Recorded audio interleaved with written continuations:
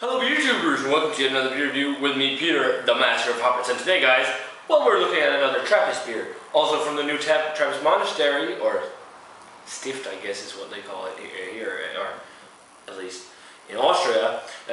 Stift Engelszell, and this is their Gregorius Trappistenbier. This is basically their quadruple, so hopefully this will be nice. It's a big one, this one. It's on 9.7%. The special thing about this quadruple, compared to some of the others out there from the Trappist monasteries, is that this one is made with locally sourced organic honey, but also they ferment part of this beer. Wow, that is so fizzy.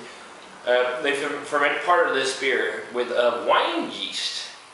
So that is quite unique. Look at that. That head is just fizzing away instantly. That is crazy. I'm hoping that's not going to be a sign of infection or anything, because I've had that sometimes. But yeah, locally sourced honey and that wine yeast. And, yeah, 9.7%, so it's a big one. I'm interested in this one because I've heard that this one is the best, is the best of the beers from Engelszell. The Benno that they released, I had the Blonde Double. It was good, but not anything great. But hopefully this will be better. And as you see, the head there is just gone, which is, it just fizzed away. I'm sure it's going to be boozy.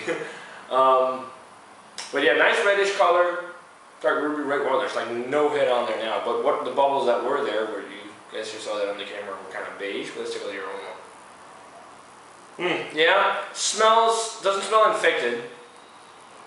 Smells almost like a mixture of a double bock and like a quadruple, which is quite interesting. I'm picking up hints of vanilla. I'm picking up a lot of caramel, a lot of toffee.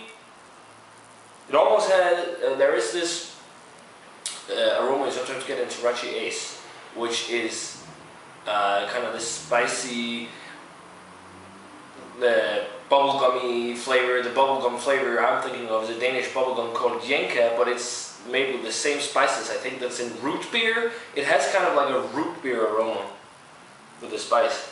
Yeah, wow, that is so weird. I don't know that they just bottled up some root beer. No, just kidding. But yeah, some of that, some black pepper, some spice, a little bit of alcohol. I'm getting the heat. It does have a kind of a red grape kind of aroma to it, but not vinous per se, some sugary nuts.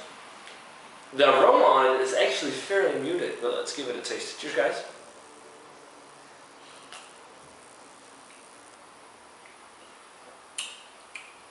Yeah, the flavor is much better than the aroma. The flavor is not really muted whatsoever. The kind of cross between double block and quadruple, it's kind of there in the flavor too, because on the back end you get a really nice kind of caramelly, toffee, nutty flavor, toasted nuts. I might also just be thinking about that because it's from Austria and they kind of do the German tradition of beers there as well. Because sometimes quadruples can have flavors like that as well. But this is actually my first quadruple and I don't know how long, especially one from Belgium at that. So, but body on it, medium, kind of fizzy. Alcohol, I talked about before, and the aroma is present in the flavor, not too dominant. It just lets you know it's there. A little bit of heat. I'm getting the red grape flavor, that's really pulling through on the flavor. Some sugary notes, caramel toffee in there as well. The spicy black pepper in there too. Like a red apple skin. It doesn't have that root beer like spice that the aroma indicated. There's something reminiscent of that, but it's not intense.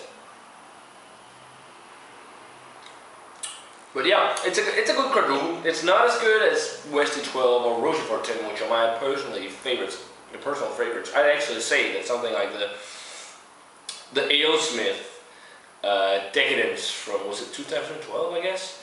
The one that I got sent out. That's a better quadruple than this. So, but this is still really good. You get some sugary sweet notes, a little bit of a hint of coffee as well actually, with a lot of toffee, caramel, all those notes. It's a good beer, but I actually say it's a great beer, but it's not really rocking my world either, as some of the other Belgian Trappists have done.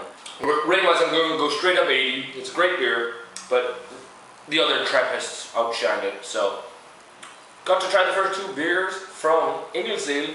They're worth trying because they are new Trappist beers, and that's pretty cool. But again, not anything I'd go out of my way to get if you can't get it in your area. But good stuff. So yeah, guys, definitely let me know what you think of the Engelszell Gregorius Trappistenbier.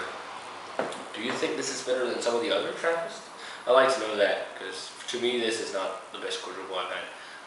Best is probably still a toss-up between Rochefort 10 and Westy 12. So yeah, guys, definitely let me know what you think of this one if you've had it. As always, remember to comment, subscribe, check out the Facebook fan page and Twitter, and I'm going to say cheers. And I'll see you guys in another beer review.